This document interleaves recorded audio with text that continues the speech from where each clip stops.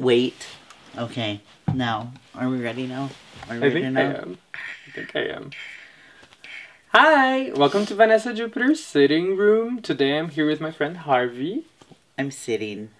Yes, we are sitting in the sitting room. Actually, today we're not in your sitting room. We're in my sitting room, but it's still your sitting room. Yeah, it's the YouTube channel. Yeah. Yeah, that's the sitting room area. Yeah, I got it. Mm-hmm. Harvey, do you want to tell us a little bit about yourself, who you are, what you're about? My name's Harvey Rabbit. I am transtastic. I am the writer, director, and co-producer of a film called Captain Fagatron Saves the Universe, which will, we hope, be premiering in 2023. It's in post-production now, and the lovely Vanessa Jupiter is my co-producer. Couldn't have done this project without her. In the show notes, maybe you'll have the link to the website. Yeah, of course. Yeah. So in the description, everything. In the description, there's a link to our website, CaptainFagatron.com, and you can see our fabulous trailer. It is not a horror movie, though there are some parts of it that have been influenced by horror movies, but it is a really fabulous, gay as fuck superhero film with it's a gender fuck. So we hope you enjoy that when it eventually comes out. I'm also a photographer, an artist. I write sometimes. I write sometimes things besides film. I'm not going to make this like a video personals ad about me. But, I am open. Yes. So naughty. Harvey and I have been good friends for a while now, and Some years. Yeah. The project actually got a lot closer, I think. Yes. We are still friends. We are still friends after doing a whole this production. Crazy, horrible. It wasn't horrible. It wasn't horrible. Never make a film, you guys. Never make a film. Never make a film. And no matter how hard the shooting period is, the post-production is worse. The post-production is going to kill you. If you feel like giving us any money so we can complete our film, go ahead. We are not keeping any of this money. We are just trying to get this baby done so we can, move on to other things in our life, either separately or together. I don't know. However, okay, enough about that. More about Freddy. Harvey and I decided to go through not all of the Nightmare on Elm Street movies, but the first 6 Nightmare on Elm Street movies that were produced very shortly one after the other. Yeah. It was a lot. It was a lot. It's not my usual genre. It is my usual genre, as most of you probably know. And so I subjected Harvey to all of them to some extent. First one is the best one, but we'll talk about this. We'll talk about this. I do think that Johnny I agree. Depp in a crop top, in the 80s, I think I tend to agree with you. I remember, maybe let's jump into the movies, right away. Yeah, just right away. Right away. Right away. I don't think that Nightmare on Elm Street needs much of an introduction, so... Okay, but let's do a quick introduction. Nightmare on Elm Street is a story about a guy who is either a janitor or... He was either a janitor or... he was a construction worker. Either a janitor or a construction worker at a high school that got horribly burned and died, and then haunted teenagers in their dreams. We're going to talk about the ableist politics of this a little later. But also, he was burned by the parents of the new children of Elm Street in most of the movies. In most of the movies. Yeah. Right. And then I think that there was one movie where his parents burned him or something. Or yeah, it was very confusing. The dramaturgy of all these films is really kind of all over the place. It's a little bit chaos. I feel like it's on purpose, that it doesn't make any sense. Yeah, I think... Yeah, We're just gonna go that way. We're just gonna be they meant to do it that way. I'm not sure if I necessarily think that they meant to do it that way. I think it's more that they from like they gave the movie and the concept of Freddy Krueger as kind of like a playground to new creators each year, and then like the creators could do basically whatever they wanted. Absolutely no care for continuity at all. Like the fonts in the beginning of the films, they're all completely different. Like it is it's a shit show. I and not in a necessarily a bad way, but it really bugged me. Because, like, you're going to see, you're watching a series of films, and you expect them to all kind of be related to each other, and I'm just so normal and boring, I guess, but, like, I mean, it was very... interesting. One thing, like, I like, when I was shaking my head a little bit, it was not necessarily because I didn't expect that. It's more that I remember in the fourth movie, and I don't know if you remember this specifically, but Let me look at my notes. The fourth movie starts with the characters from the third one being killed off in the first, like, 30 minutes. Yes. Yes. And, like, that was, like... in my memory, one of the biggest attempts at continuity that they ever made, and it was like such a misfire for me. Yeah, it had like that interesting kill that you mentioned being very like 80s, 90s with the waterbed. Oh yeah, that was like the only thing I liked about number 4 actually was the waterbed. I think that number 4 was also the one where like the Freddy. It starts with a quote from the Bible, from Job. Oh my god! And like Freddy is afraid of God or something like this. Yeah, there was the whole thing of like Freddy being afraid of crucifixes and like. Is Freddy a vampire? That's also in my notes somewhere. Yeah, so that's the one. That's the one. This was the one with the demon dog.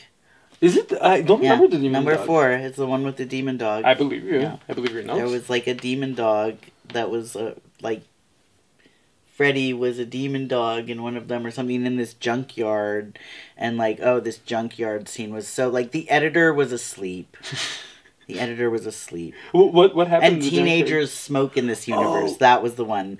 The waterbed sequence, I have a big star by it, and right underneath, I just have the editing is terrible, and the notes were terrible or really big. Like, it's just awful. It's like a first year film student decided to edit a film while they were like high and asleep at the same time. That's number 4. Was the junkyard scene the one where it was really impossible to like see any like? Yeah, okay, yeah. It was impossible to understand what was going on, I think. Yeah. It wasn't good. And it wasn't like an intentional confusion. It was just bad editing. Yeah. Like also in this movie, kind of in all of them, but like, so in each, we're totally gonna go out of order, I guess, because we just immediately started talking about number 4, so whatever. Also, in this film, I think it was more noticeable than in any of the other films. Like, there's teenagers, and their friends are all dying. Like, everybody's dying. And there was just absolutely no acknowledgement of anyone's grief at all. Like it was just like, teenagers are disposable. And the mother doesn't really acknowledge this character Kristen's grief at all, and just like drugs her so she'll go to sleep. Oh Lord. This was so strange, but in all of the movies, like, it's just like, well, there goes another one, and we're going on with our dates, and there's just no mention of grief. And this actually, I was thinking about this, like, and then I think about this movie Heathers, which, if you haven't seen it, so good. So good. Christian Slater and Winona Ryder. And, like, it's so good. But here, the way they deal with teenagers' grief is also completely, like, ridiculous and campy. You know? Yeah. But this is a very hard thing to It's a hard cover thing in to a do. movie. But know? like, I'm actually going to say that I think that movie 3, the one that was set in the hospital, actually had more. Like, there was a lot. Like, I remember that movie 3 really impressed me. It was the Dream Warriors. Yes. In the sense of like showing teenagers suffering, and it was also a lot more. Some of the methods that Freddy used to kill them ended up looking like suicides, and like were referred to as suicides by the people working in the hospital, and that created a level of like reality and like awfulness that I think that a lot of the other movies didn't get. And I found that really good, actually. I really enjoyed that. I remember that there was like this dramatic musical shift in the beginning to specifically like manipulate. It was purposefully to manipulate our emotions as an audience, and it kind of reminded me of Angelo Badalamenti. Oh no, it was Angelo Badalamenti. Oh wow! From the composer who did the music for Twin Peaks. There you go. But like they used music throughout this whole film to really like manipulate the audience's emotions, and it really worked for me. Because like I don't know, I was not in all of these films. I didn't feel empathy or sympathy for any of the characters. Like I didn't care about any of them at all. They were just kind of like they were devices to get. Even in the first one, all the characters in the film were just devices to get Freddy on screen. And like this guy, Freddy, is the only character I cared about at all. He was the only interesting character to me. I didn't love him or find him sympathetic. Like, he's a horrible monster, right? Who kills people. But he's the only character I really can, like, recall or name. Like, I remember Johnny Depp in a crop top, but like, okay, he's hot. That's why it's very shallow, but his character I didn't care about at all. Like the only person that I felt any sort of anything for was Freddy. Because it was fun to like hate and love at the same time. Like you got excited that what's Freddy gonna do next, you know? How's he gonna kill this time? Yeah, like that's one of the things that like we consistently like disagreed on at the end of the movies, because I really cared about a lot of the final girls. Maybe not a lot of them actually, but like I definitely cared a lot about Nancy. I think that she might be one of my favorite final girls from slasher movies like ever. Okay. I find one of the things that to me was really noticeable is that there's that thing about whenever people complain about, like, whenever people talk about slashers, there's this idea that sex will lead you, and like open sexuality will lead you to be killed, and that was a big theme in number 3. Also, explicitly, how was it? I don't know. Bad dreams as a result of overt sexuality. Yeah, I don't remember that. I wrote it down. I mean, number 2 was the gay one. Yeah, number 2 was the gay one.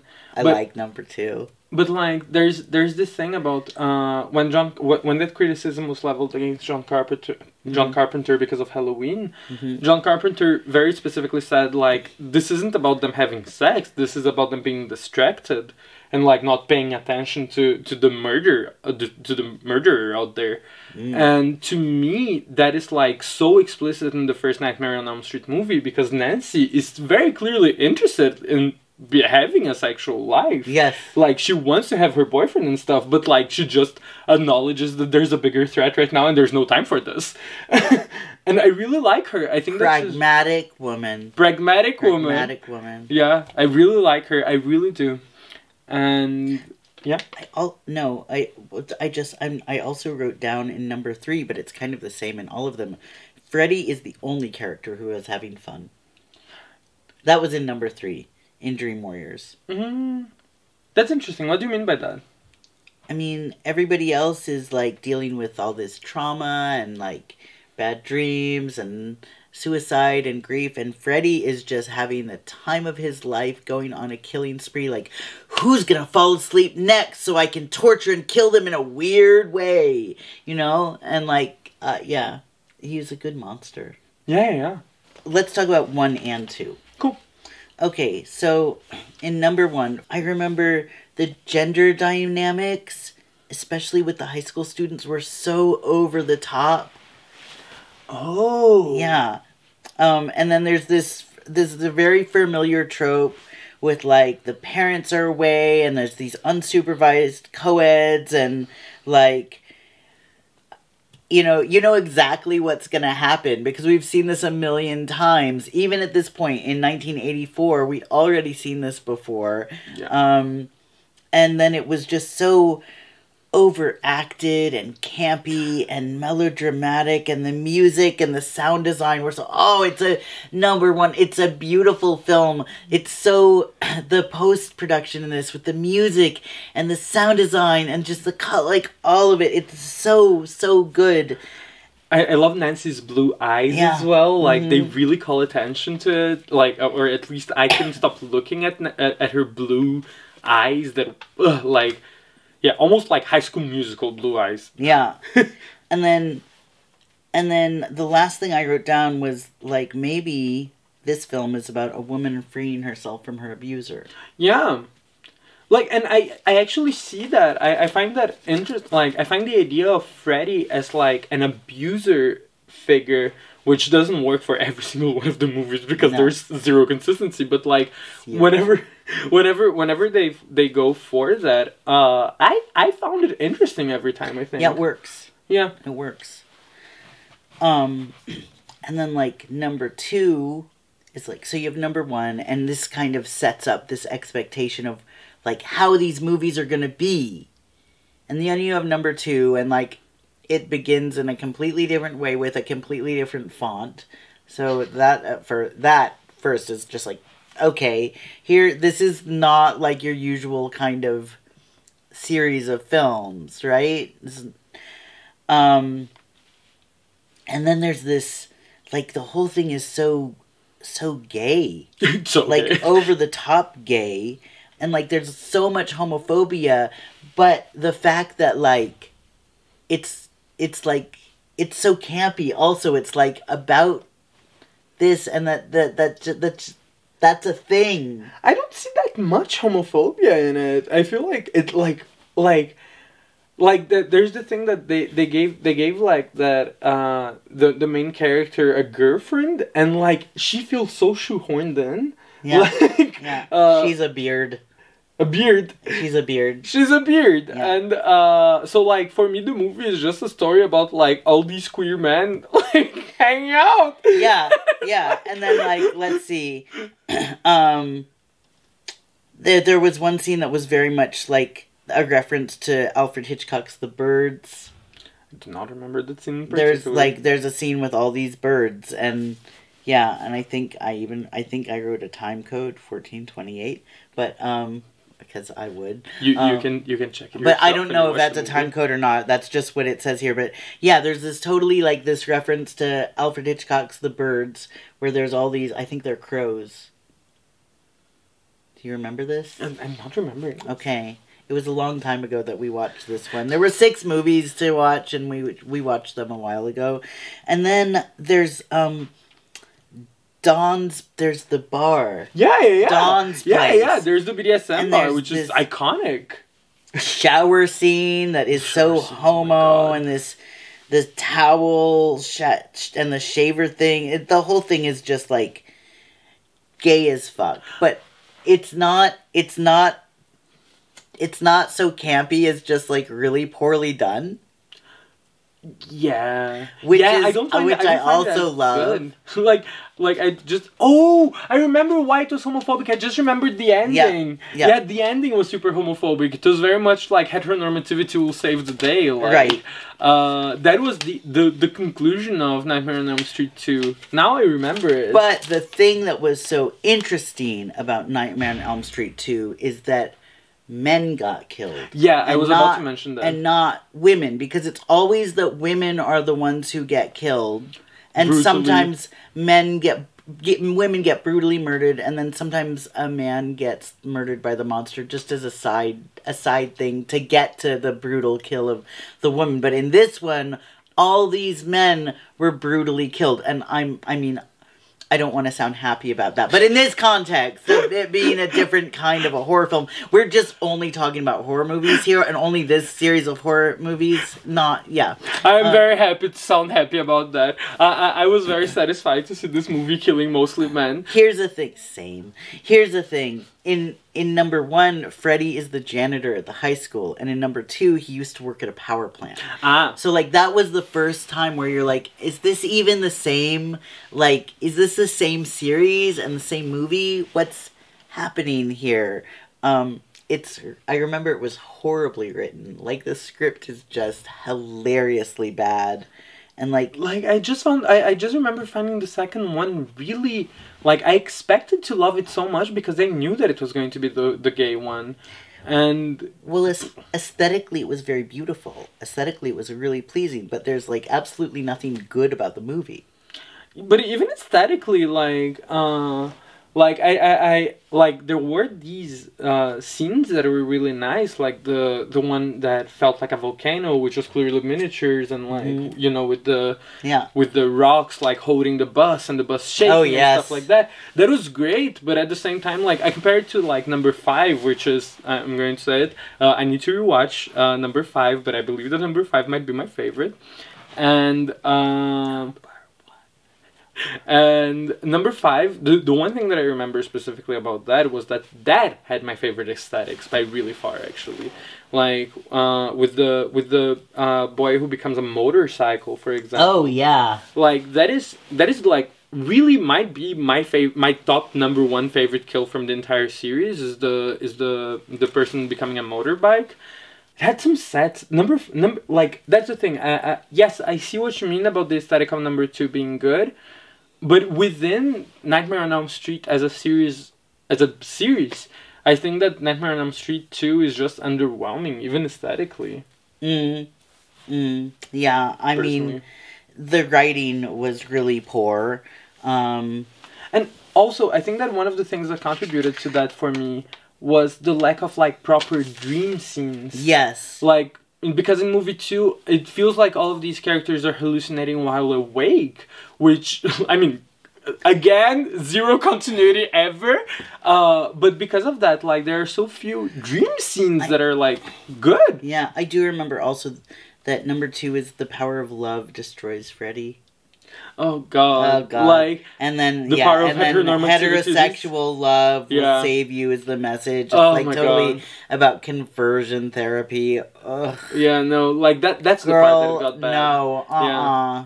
Like, it was like the gayness was great for most of it, but then the end, right? Yeah. I mean, 1 was fun and terrifying, and number 2 is just like, what are you doing here? But even, like, in terms of terrifying, this is something that I mentioned right after we watched it as well, that one of the things that I find interesting about Nightmare on Elm Street is that while watching them, they are fun and they're campy and they're like, you know, it's easy to laugh at the movie while it's happening. Yeah. But then you put your head in the bed and some of the images start to creep into your brain. Good. They're so good. And, like, they are so creepy. And I think that, like, number 1 is definitely one of the best for that. Like, that shadow on the wall, like, of Freddy, like, coming into the kid. Oh, so good. And the death in the waterbed in number 5. Yeah. And, in which one? Oh yeah, in number 3, like the kid with the head inside the TV. Yes. Oh my God. Like there are so many images that like will just stick with me forever. Number 3 was also the first one where like religion really played a big role. Like there was this nun. Oh, the nun was introduced in the 3rd one. Yeah. Oof. And then we go back to after Freddy works at the power plant. Then we go back to the original story, number 3, that he's a janitor again. Like, it's a mess. It's a mess. It's a mess. Do you remember liking number 3?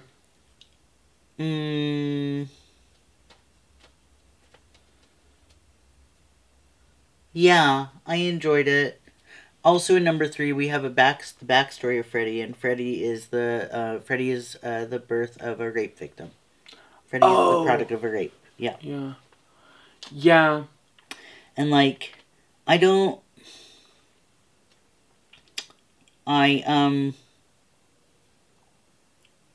here's some... This number 3 kind of leans heavier into the pedophile backstory of Freddy. Ooh.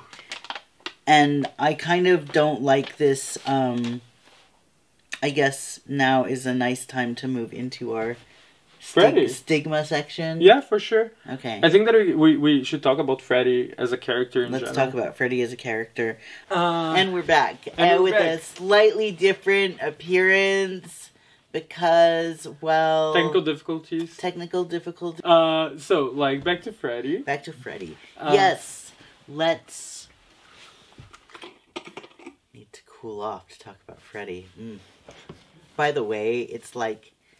not about 90 degree Fahrenheit right now, and I'm wearing a sweater for you, viewers, for you. Yeah, and for me.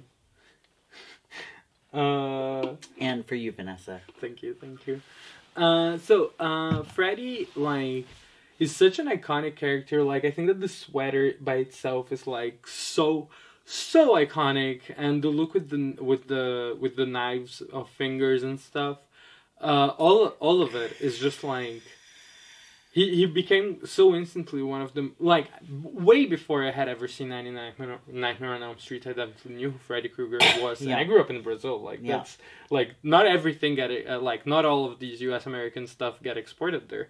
But Freddy did. Freddy Krueger did. And, so, I don't know, like, I always kind of liked him as a villain, in, like, I guess, ideally. Like, and conceptually, I always liked him as a villain. Yeah. I think. I mean, as I said, he is the only character that I find at all interesting in any of the 6 movies we watched. But let's talk about the stigma of what is called in, I guess, the disabled community and the world at large as facial disfigurement, specifically with burn victims. So, when someone has terrible third-degree burns all over their entire body and or their face, they need to undergo... So, it is, first of all, like, burns are really, really serious, because when you get a severe burn, the tissue dies.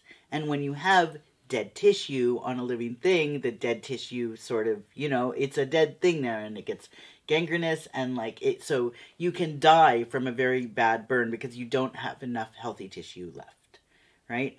So when someone gets horribly burned, it is not only life-threatening, or in Freddy's case, it killed him, but the amount of plastic surgery a person has to have in order to not even be aesthetically like themselves again, but just the amount of not even cosmetic surgery, just plastic surgery that someone has to have so they can go on about their life with enough skin to live their life.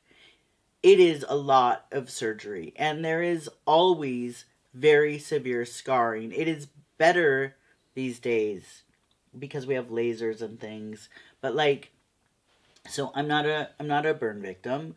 However, I had a horrible accident when I was 2, and I have scars, which I have really elaborated in this beautiful way for this video because I am interested in Freddy as a burn victim. And so the character of Freddy is fun. I like him.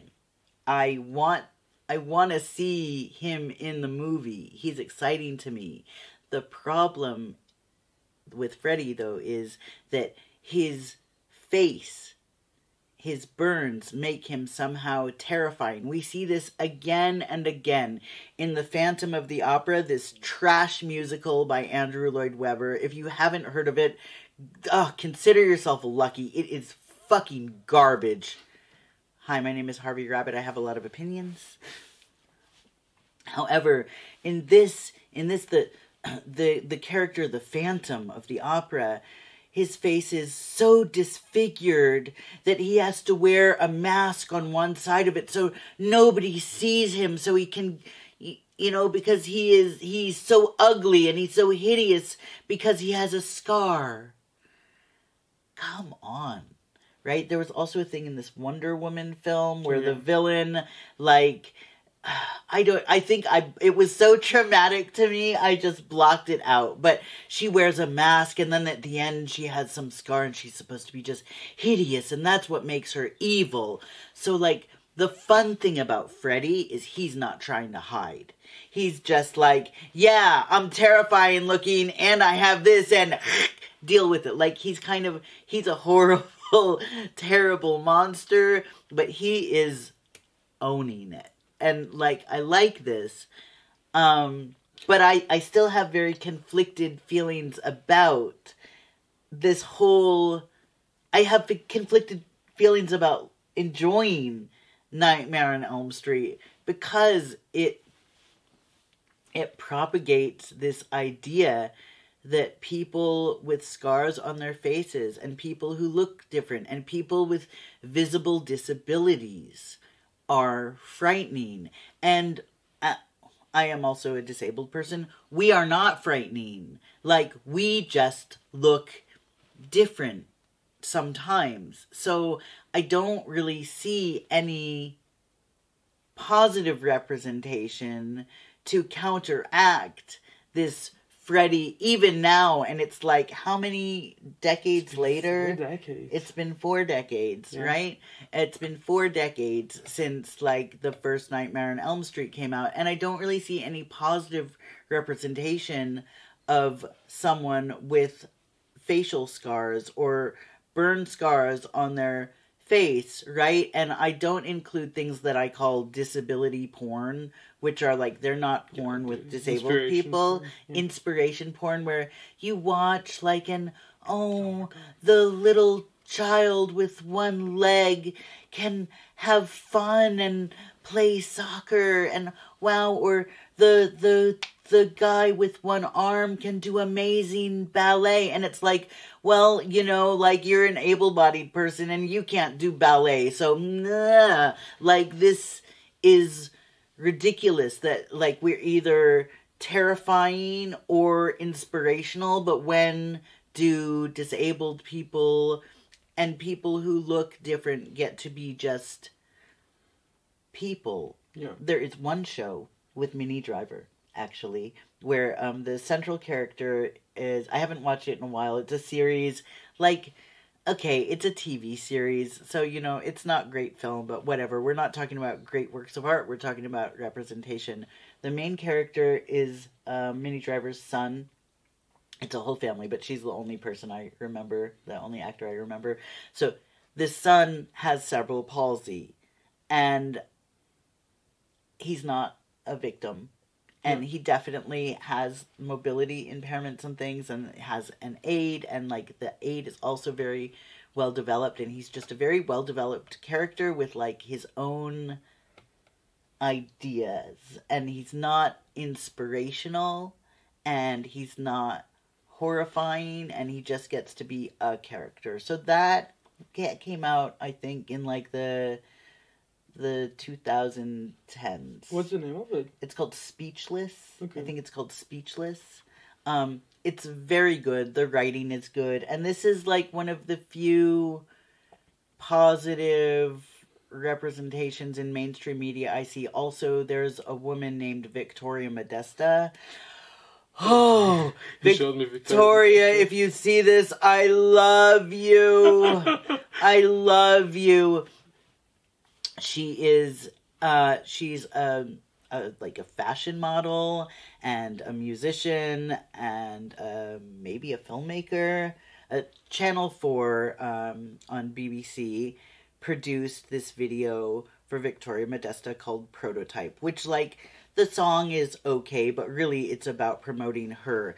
She is an amputee, and her prosthetic legs are incredible.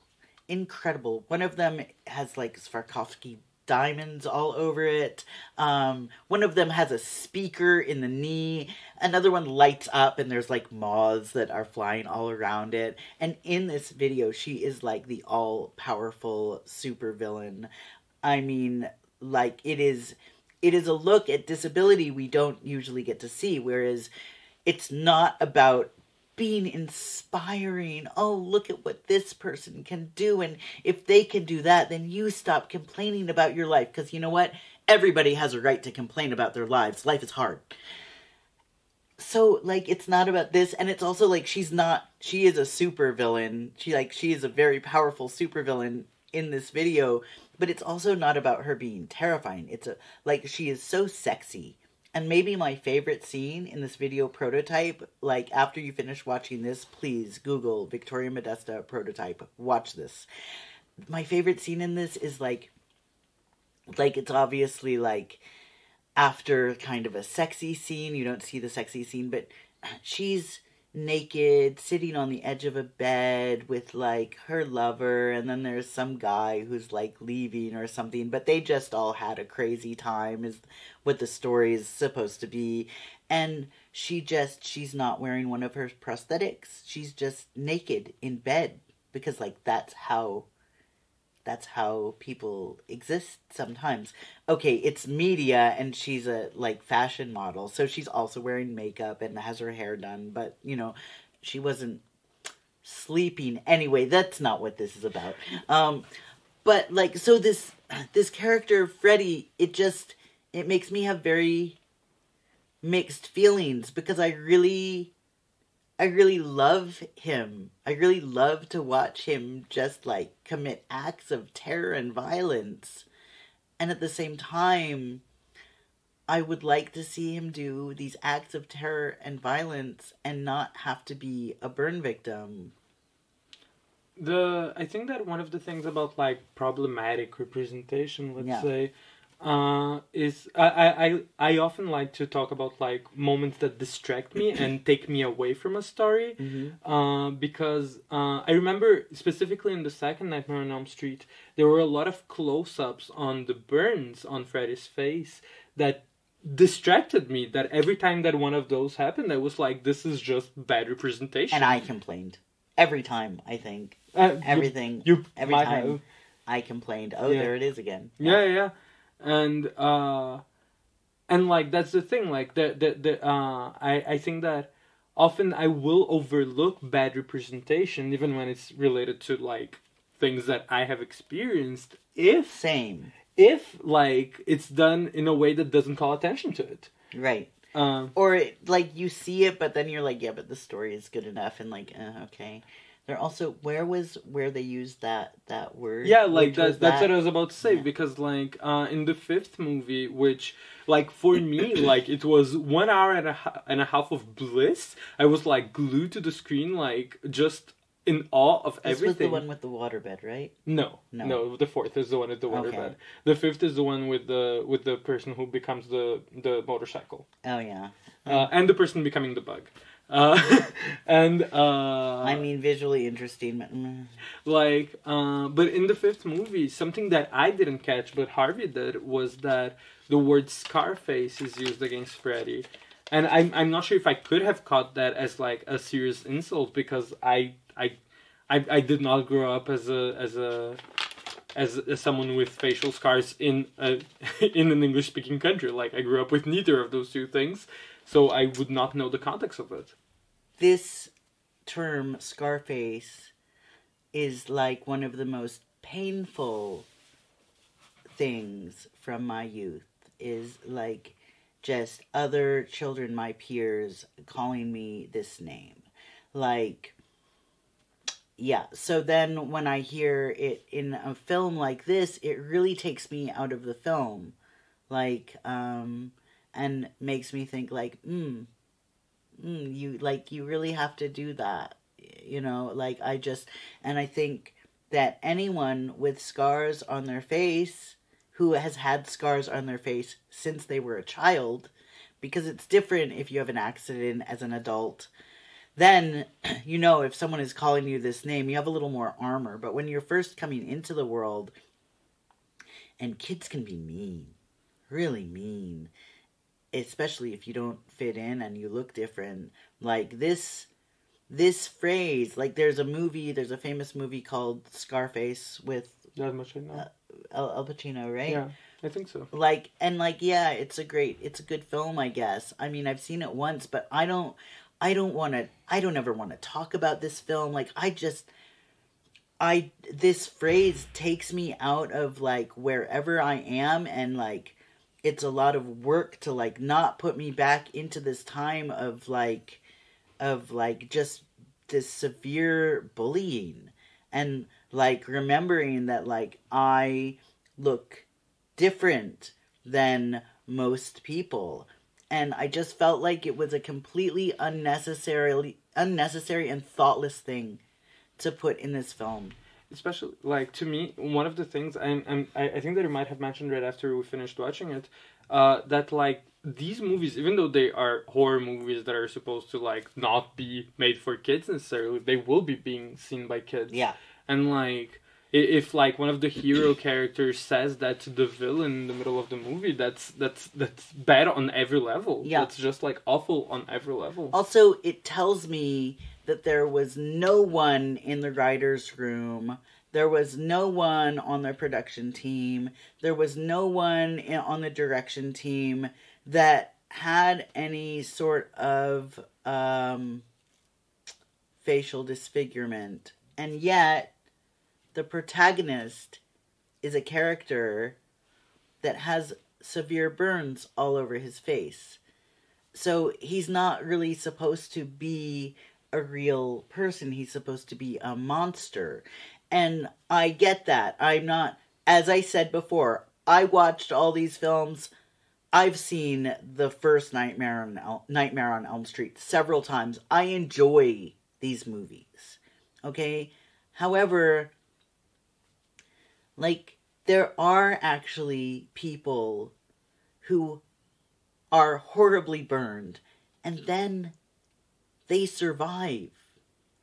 And you don't survive a terrible accident and go through all that horrible medical trauma just to deal with this garbage of people thinking you're a monster. Like, what kind of crap is that? It makes me really fucking mad.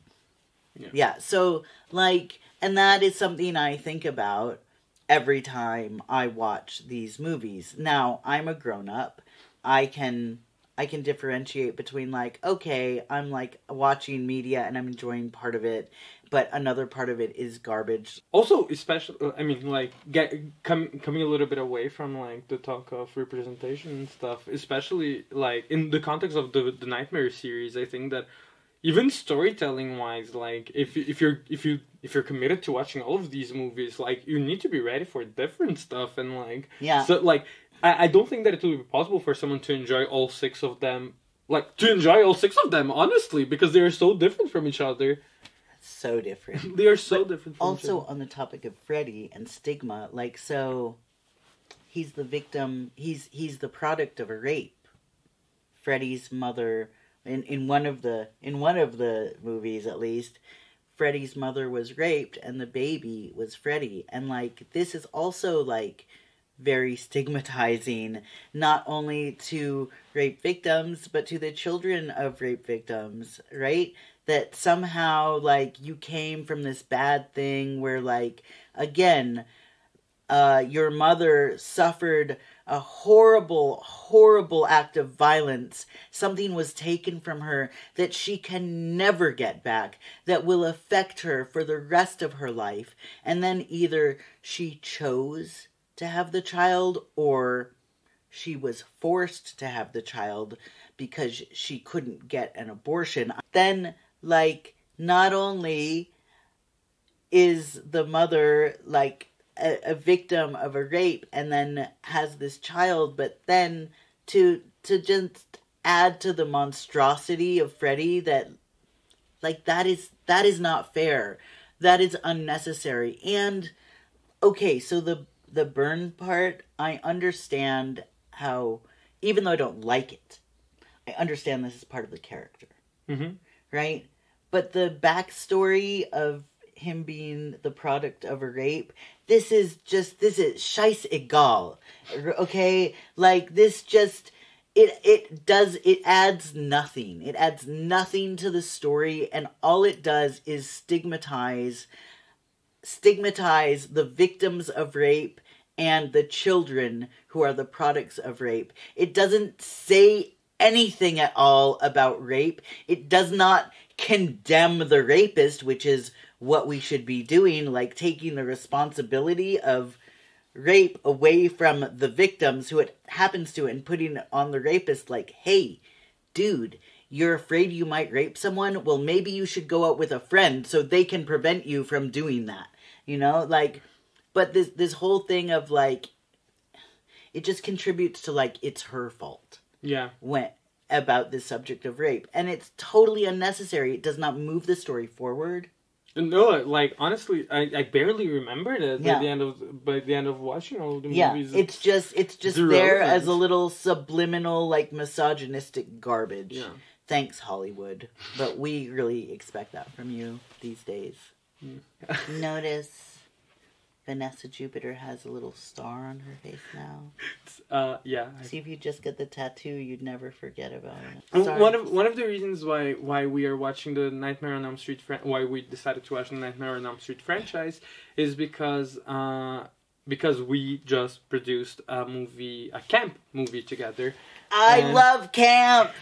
And Harvey is a big fan of John Waters and that side of camp.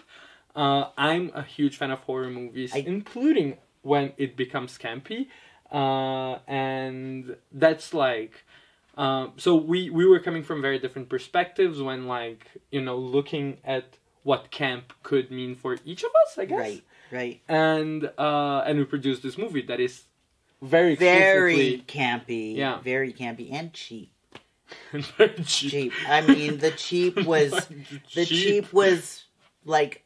We built it into the aesthetic of the film, but it was a bit cheaper than we wanted it to be. But shooting a feature for less than €6,000.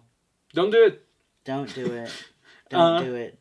Okay, but aside from that... that's one of the big motivators for us to watch all of these movies together. Yes. To, like, see the camp. And we knew that the sixth one was going to be campier, or at least I did. Yes. Knew that the sixth one was going to be campier. And now Harvey has here... do you want to say anything before you read the definition from Wikipedia? Well, you know, camp is always a difficult thing to define. But so I just decided that I'd give you a little reading from Wikipedia on what camp is. Camp, the style. Camp is an aesthetic style and sensibility that regards something as appealing because of its bad taste and ironic value. Camp aesthetics disrupt many of modernism's notions of what art is and what can be classified as high art by inverting aesthetic attributes such as beauty, value, taste through an individual of a different kind of apprehension and consumption. Camp can also be a social practice and function as a style and performance identity for several types of entertainment, including film, cabaret, and pantomime. Where high art necessarily incorporates beauty and value, camp necessarily needs to be lively, audacious, and dynamic, or in other words, gaudy as hell. Camp aesthetics delights in impertinence. Camp opposes satisfaction and seeks to challenge. The visual style is closely associated with gay culture. Camp art is related to and often confused with kitsch, and things with camp appeal may... Yes? I just noticed that, like, when I was talking about my interest in camp, I talked about being a horror movie fan instead of saying that I'm a drag queen. Girl. I'm a drag queen as well. Like, that's a part of camp for me as well. Yeah, obviously. And things with camp appeal may also be described as cheesy. Though usually if they're described as cheesy, people aren't really understanding them as camp and they're seeing them more as kitsch. I'll get to that difference in a moment. When the usage appeared in 1909, it denoted ostentatious, exaggerated, effective, theatrical, effeminate, or homosexual Homosexual. behavior. And by the middle of the 1970s, camp was defined by the college edition of Webster's New World Dictionary as banality, mediocrity, artifice, and ostentation, so extreme as to amuse or have perversely sophisticated appeal. The American writer Susan Sontag's essay Notes on Camp, 1964, emphasizes its key elements as artifice, frivolity, naive middle-class pretentiousness, and shocking excess. And I just want to read this distinguishing between kitsch and camp, because I think this is very important. A lot gets lost when we start talking about camp and then we move into kitsch. They're very different things. The words camp and kitsch are often used interchangeably. Both may relate to art, literature, music, or any object that carries an aesthetic value. However, kitsch refers specifically to the work itself, whereas camp is a mode of performance. Thus, a person may consume kitsch intentionally or unintentionally. Camp, as Susan Sontag observes, is always a way of consuming or performing culture in quotation marks. So, kitsch is not always on purpose. Camp is always intentional. Camp is always purposeful. Like when you see something that is so bad, but it doesn't know it's bad, like this film, The Room. Yeah. I feel like the people who made The Room weren't trying to make a terrible movie. However, the cult following The Room has developed is also campy because we are celebrating the horribleness of it. Whereas you take something like the Rocky Horror Picture Show and it is shot for camp. It is performed for camp. The acting is over the top on purpose. And the parts of it that are bad on purpose. Granted, they also didn't have so much money, so it maybe didn't look exactly like they wanted it to. Relatable.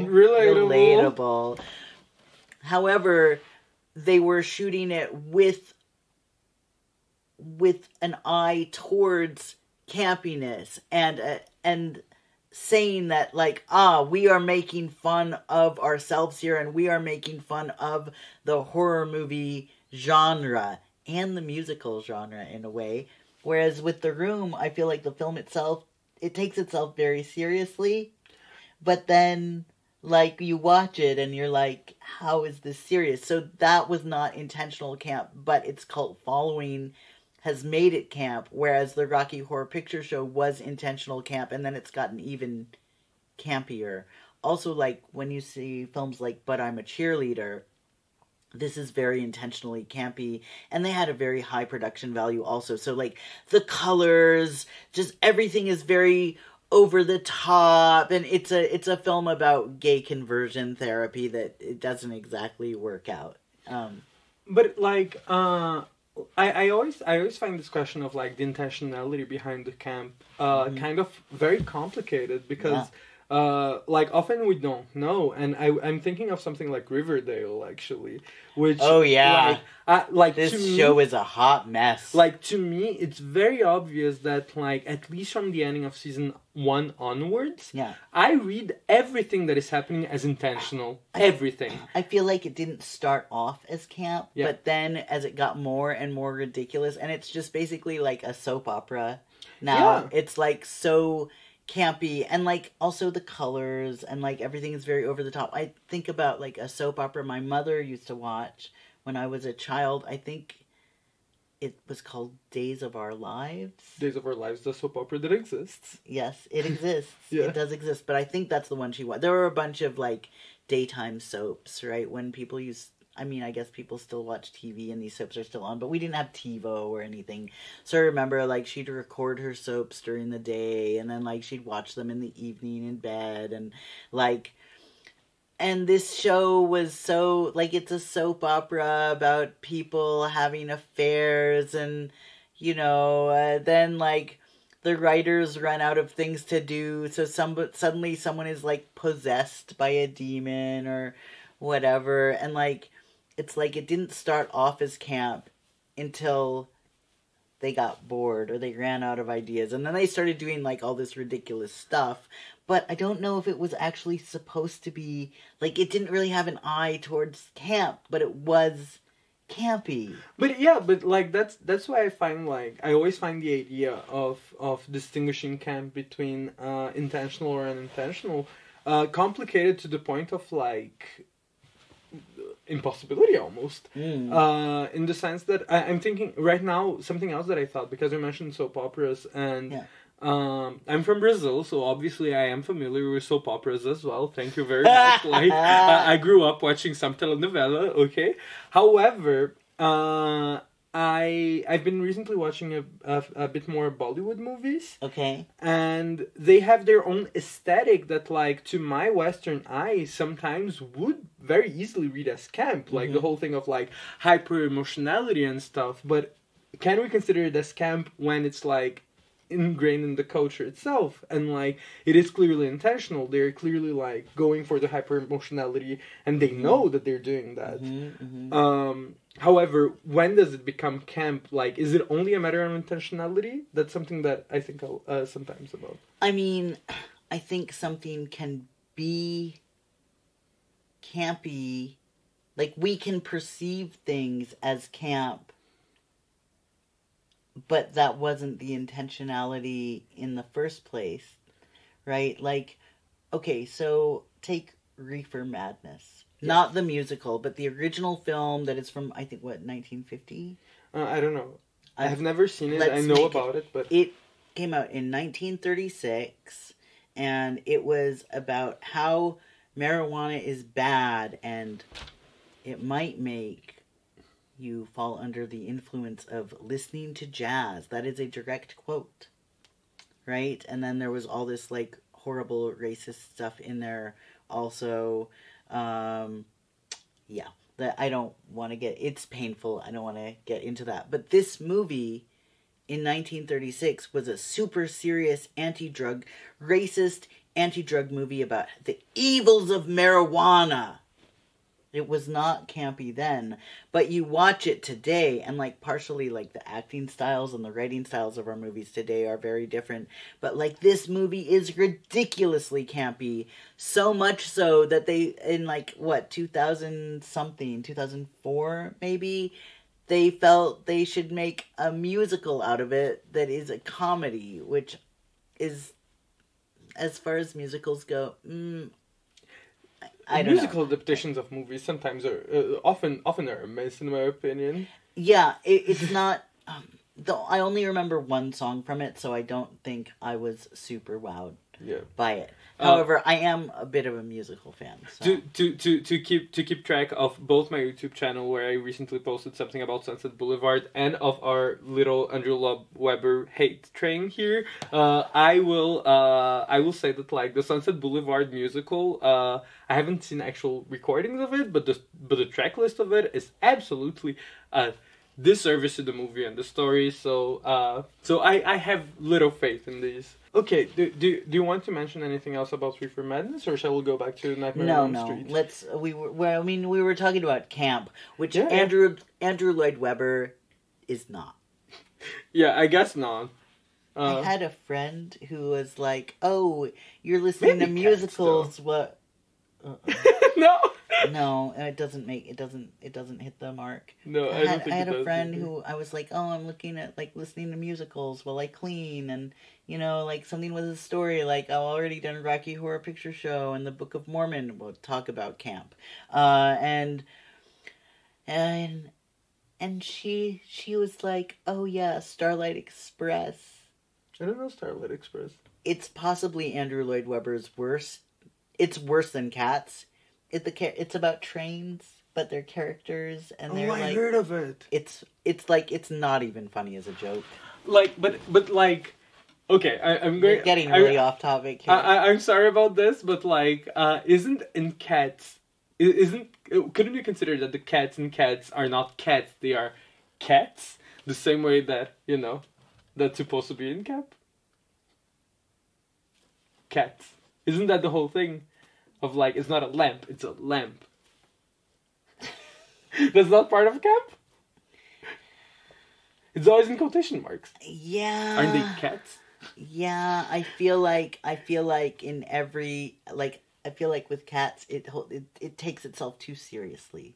This is the thing where when something takes itself too seriously, like, so, and also the thing in comedies, like, you have to take yourself super seriously in order for it to be funny. But when something takes itself super seriously because it thinks it's great art, like, this is, to me, this is Cats. Okay, fair. Because people aren't going to Cats to, like, laugh a lot. People are going to see Cats, especially, like, at Admiral Palast or wherever. They're still, like, recycling this old fetid garbage that should just, it stinks so bad. It should just die like the gangrenous pile of pus it is. I really hate this musical. But, like, they're not going to see something that's really funny and, like, oh, it's such a bad taste and whatever. They're going to see, like, Fairies on a String, you know, a big Broadway musical, and like, see the gorgeous makeup and the beautiful lighting and the, like, oh, I loved it. It's so entertaining. And they're going to, like, be entertained, but they're not going for social commentary. And I think this is the thing, is camp is always a bit of social commentary. Oh, that's interesting. Every time. It might not be social commentary you agree with. Yeah. It might be very, like, heterosexual, sort of, like, heteronormative camp with a bit of misogyny, right? But it's still making some kind of social commentary. Like, and so what you're laughing at is the ridiculous explosion of that social commentary. Like, this is why drag and camp go so well together, and why they're so, like, interconnected, is because drag queens, not always, but often, are, like, exploding certain aspects of femininity to absolutely unreal proportions. And, like, camp is exploding these little tiny things about life. Like, maybe I'm thinking about Divine in Hairspray, in the first version of Hairspray, the one John Waters directed, not the other one, which is my name's Harvey Rabbit. I have a lot of opinions. Yeah, I my name is Vanessa Jupiter, and I like Zac Efron. So I'm thinking about Divine in this in Hairspray, where she's it's like one of the only lines I remember from this. Of course, I remember the Good Morning Baltimore song. However, I love it. Oh, if my sisters are watching this, you'll remember that I used to wake up and, like, sing the song almost every day for, like, a year and a half. So in this scene of this film, Divine is doing the laundry. She's a laundress, and she takes in people's laundry, and she's a housewife, and blah blah blah, right? And so she's a laundress, right? Probably. Yes, because I remember this very specifically. You know, she has important things to do. I've got ironing is the line, and then she's, like, ironing, and it's so, like, she is embodying this kind of 1950s, 1960s housewife, but not in, like, a realistic, dramatic sense, like in Mad Men, where it's like, oh, that whole series is amazing and tragic and all about toxic masculinity, and also amazing, not campy, right? But that's showing, like, this kind of 1950s housewife in a different way as this, like, victim, and it's very serious. But then in Hairspray, and also in Polyester, Divine is this unsatisfied housewife. Actually, in many John Waters films, Divine is an unsatisfied housewife. But in Hairspray specifically, she's this unsatisfied housewife. And it's kind of like the whole thing is exploded to unreal proportions, where the ironing is like the pinnacle of the most important thing she has to do all day long. We're like, this is not really what it is like to be a 1950s housewife. You know, but she's exploding this this one aspect, like through a microscope, as it's the most important thing, and like it's one little line she says, but like also the delivery, and like you can just tell with the whole scene that she's commenting on these heteronormative gender dynamics of the 1950s. And, like, I think that's what makes it camp instead of Kish, is the social commentary, where Kish would just be like, if she were dressed in a cute thing and being like, I have ironing, and taking it very seriously, but she's divine with, like, the hair and eyebrows and the, and it's a little bit, right? It's like a wink, it's like a wink, wink, nudge, nudge. Yeah, I can see that. So with all of that said about camp in general, let's talk about how it relates to Nightmare on Elm Street, which I personally think that the first and the sixth movie are the ones that like lean the heaviest in camp aesthetics. Mm-hmm. The first one in dialogue, like I don't remember exactly what was happening, but there's this scene between a police officer and Nancy that is written very artificially and delivered very artificially. Oh, yeah. That I love. I think that it works on every level. And then the sixth movie. There's this ad on TV that Johnny Depp is actually in. Like, he's wearing the same thing from the first film, so you can't mistake that it's him. And it's like he's doing a "This Is Your Brain on Drugs" commercial with these eggs. Right? I mean, that's like really, that's referencing, that's classic camp right there, where it's referencing an earlier film, and yeah. Also, there's like Freddy, this character of Freddy is just like, he has such a good time. In the sixth one. And in all of them, he takes such joy in his killing. Yeah. Like, I feel like his character... Where, yes, we've already talked about my issues with his character, but his character is delightful because he's so campy. There's this thing in the sixth one where he's on this bed of nails in this pinup pose, like, look who's sexy now, like, just making fun of himself as this icon. Yeah. Also, in the sixth one, we finally see that Freddy was evil before the accident also. But the damage of the stigma has already been done at that point. Yeah. Plus, like, the whole, like, birth of a rape and things that... we don't have to go there again. But, I feel that, the sixth one... The first and the sixth, I think, are the funniest. But the sixth one definitely has the most comedy in it, and Freddy is the funniest. Like it's like we know this character so well by now that what is left but to give him a really good time and a really good send off, and like, bye Freddy, have fun. Yeah, I also like the sixth one. If I remember correctly, Freddy dies both in the end of the fourth and the fifth movies.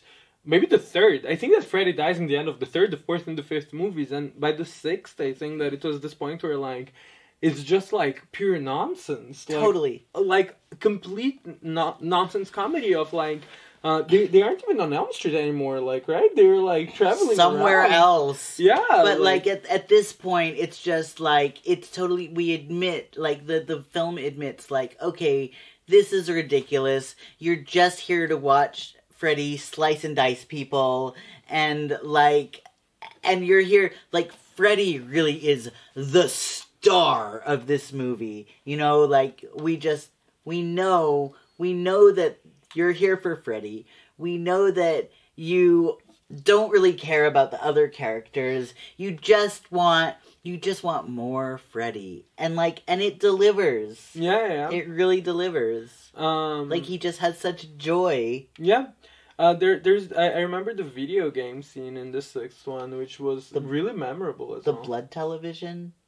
Blood television? There was, like, something with the television bleeding. Oh no, the video game. Yes, I remember this now. Like where one of the characters becomes a video game character, and like suddenly like we see him in the real world as well, like jumping up and down, like weird animation thing. And it's like that just comes out of nowhere. It has nothing to do with anything. I mean, but often the dreams don't, right? Yeah. But the sixth one is a lot more weird than all of the other ones, I think. Yeah. And yeah. How else do you think that camp is integrated into the series, would you say? I mean, like, it feels like, I'm going out on a limb here. Yeah? Feel free to disagree with me in the comments. Feel free to disagree with everything in the comments. Yeah, right. But, like, I mean, I'd be interested to see what people had to say about this. I think this, like, slasher trope in general. Now, again, this is not really my genre. I've seen, like, a handful of 80s slasher films. But the whole genre, to me, seems to be like, oh, you want to see some killing? You want to see some real gory killing? Well, like, let's show you something ridiculous, you know? Like, so, and there's films that take themselves more seriously and less seriously. Like, I never really got into Friday the 13th. I never really got into, like, Halloween. I've seen all of the Halloween movies. But the Halloween movies, I'm going to say that about them. I think that most of them are going for, like, the horror, especially the first one. I don't think it... I think it is fully taking itself very seriously, actually. I mean... But it is one of the earliest ones, so... Right, they don't... But, like, the thing about Freddy is he just seems to enjoy himself a lot. And then, like, okay, so, big surprise. I'm a huge Trauma fan. Trauma, yes. And, like, you know, talk about your low-budget films. You know, they have... Their special effects department is like, alright, I'm going to the supermarket and seeing what's on sale. Oh, intestines, like our menudo, great, okay, oh, and also, like, some canned beans and wieners. Look, now we have our, like, blood and ketchup, you know? And, like, this is their whole, like, blood and guts thing, and they're intentionally low budget, they're intentionally ridiculous, and, like, they're intentionally laughing at themselves and this, like, horror genre. But trauma was already like a big thing by the time that Nightmare came out, right?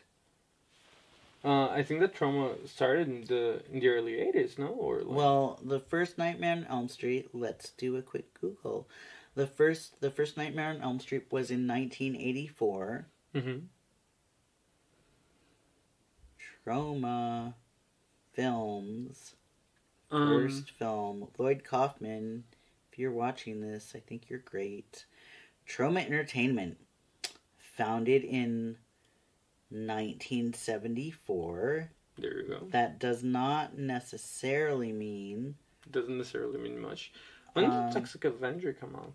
When did they do their first horror? Because... The Toxic Avenger is 1985. 1985, so it's a year after. Yeah. Okay, that was their first horror thing, because they started off with Lloyd Kaufman producing and directing raunchy sex comedies such as The First Turn On and Squeeze Play. And I didn't know they provided production support for My Dinner with Andre. Super interesting. Which is like a really different kind of film that I've not seen, but evidently it's 4 people sitting around a table talking. Okay. I don't know. But then in 1985, Trauma had a hit with the violent comedy horror superhero film The Toxic Avenger. So a year after Nightmare on Elm Street.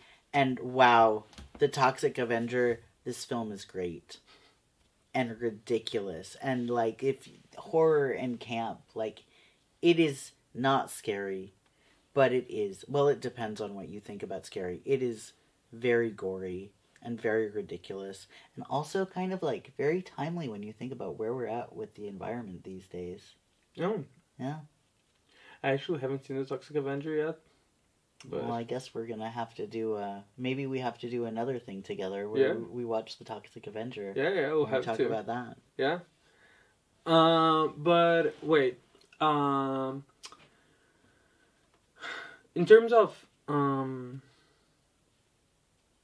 Nightmare on Elm Street, what and like where it's placed within the slasher genre and stuff, which I think that around the 80s, like they started being a lot more like in the mid 80s, around when Nightmare on Elm Street came out. Mm-hmm. I think that I'm not entirely sure, but I think that this is around the same time where the Slumber Party Massacre also came out. Okay. And I consider like the earlier slashers, like especially Halloween and Texas Chainsaw Massacre, which survived as like to this day are considered like the greats. I think they really aren't campy at all. No. Like either of them. And I wouldn't say, at least, like maybe here and there, but like I would not call either of them campy. But then by the mid 80s we have like the second Texas Chainsaw Massacre already, which is already leaning into like has a little bit more comedy, and it has and I mean, thank God, because laughter is great. Laughter can be great, yeah. Laughter can be great. Laughter can be great. I'll say that. Well, this is the other interesting thing, is that Vanessa Jupiter and I, we hardly ever agree on anything. Taste-wise. And we made a movie together. It will please everyone. It has a lot of both of us in it. It will please everyone. Everyone. Well, it might not please the Catholics. Oh, it won't please the Catholics. Not at all. No. Which is another reason to support our film. www.captainfagatron.com. And with that, do you have any finishing words about the Nightmare on Elm Street franchise? I'm so glad that Freddy Krueger, problematic as he is, exists in our catalog of monsters in slasher films, because like he has a great sense of humor. Yeah, and really as far as like editing, sound design, just all of this stuff, like, and these were all the first one. Oh, the first one is like just amazing. And all of these films, when was the last one made? The last one that we watched? Yeah, number 6. I think they were released like almost one a year actually by that point. So what is amazing is all these films also were before CGI. So everything you see that is happening, like they had to actually create that on set, which means like cable controlled creatures, like in Michael Jackson's Thriller video, which is like actually around the same time. I think so. Where like where like if something is happening, then it really has to happen, and someone off camera is like pumping a thing, and something is growing, or the actor is like squeezing something in their pocket, and then their eye is falling out, or whatever. Like this, just this aspect of this, like these special effects, on-set special effects. We don't make movies like this anymore. It is amazing. It is amazing. I love practical effects. I know, like, so often I'll see, like, people talking about, like, trying to be a little, like, what's the name of, like... Retro? No. I see people trying to, like, be balanced and be like, oh no, but I can see the value of CGI as well and stuff. And honestly, the more horror movies I watch, the more I'm like, no. Like, I mean, of course I can see the value of CGI for some productions, like, and for some effects, I think that it can be good. But for horror movies, for horror movies specifically, and for like gore, for gore particularly, and for like killings and creative killings, yes, and stuff like practical that, effects. Practical all the way practical. I mean, I think maybe a large part of the reason we don't do so many practical effects anymore, and we have all this CGI stuff, is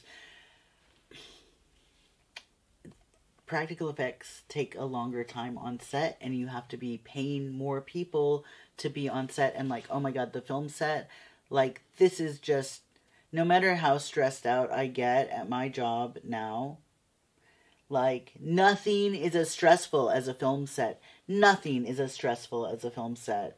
And we're talking about like a low budget film set. I can't even imagine how stressful it is where you're like dealing with people who actually have money and power. Like, film sets are just stressful, cutthroat places. So the less time, and you're always running behind. Yeah, you're right. So the less time you spend on set, the better, and the cheaper it is. And then like VFX VFX and CGI, it's very expensive. But then you're paying one person or like 5 people to sit behind computers, and it's different than like having like, I don't know, between 40 and 150 people on set, and like someone makes noise and you have to shoot it again, you know, or like the sound or something, there was a technical malfunction, so maybe that's why. No, I think that's I think that's definitely a big part of it. But one of the things that we were mentioning earlier about like the second Nightmare on Elm Street is the miniatures, and they use miniatures all the way through the movie. Yeah. Through the franchise, and the miniatures look great. Like the miniatures God, look amazing. so good. You know what else used miniatures? What else did you use? Hereditary. Hereditary also, yeah, but Hereditary also had like miniatures in universe. Yes. Yeah, no, but like that's the thing. I think that it makes a difference, especially like for immersion. I find it so much easier to be immersed in something that like is inside, like there. Yeah. Like and I love animated movies as well, but that's a completely different thing, and I can get immersed in that universe. But if it's a live action, I would rather everything or most things that I'm seeing to be actually on set. I think it just makes it a better experience. Yeah. Visually. Yeah. I keep on remembering that scene in the 4th one where there's the tunnel of like dead bodies like coming out. Beautiful stuff, like gorgeous. Like I'll put like a shot of it where it's like all blood and like corpses, and this is what I mean. Gorgeous, perfect, beautiful. Believe it or not, her drag is actually very glamorous. I mean, you do believe. You do believe. It's not all, like, blood and gore and, like, you know, working on it. Disgusting. I will never forgive you for suggesting that I watch Organ. Organ is so good. I'm thinking of rewatching it. Repulsive film. Repulsive. So, I think that I have said everything that I wanted to say about the franchise as well. Same, and I love these eyes. They're just fantastic. Yeah, haunting. I'm doing Nancy Blue eyes. They're like something I would do in Photoshop, and I would say, "How do you like your eyes?" And then the model would say, "That looks totally artificial," and I would say, "Yes, that's the point." I love artificiality. Yeah, it's, you know, because it's not blue eyes, it's blue eyes. Huh? Thank you so much for watching. If you haven't subscribed to the channel, consider doing it now. Follow like all of everything that you might want to know about either of us, how to find us online, is going to be written in the description as usual. And possibly more Freddy Nightmare on Elm Street content is coming on this channel soon, and some stuff might be on the screen right now, like telling you times and and content. And what else? Yes, this has been Vanessa Jupiter's Sitting Room. Thank you so much for watching. Love, Vanessa Jupiter. Bye.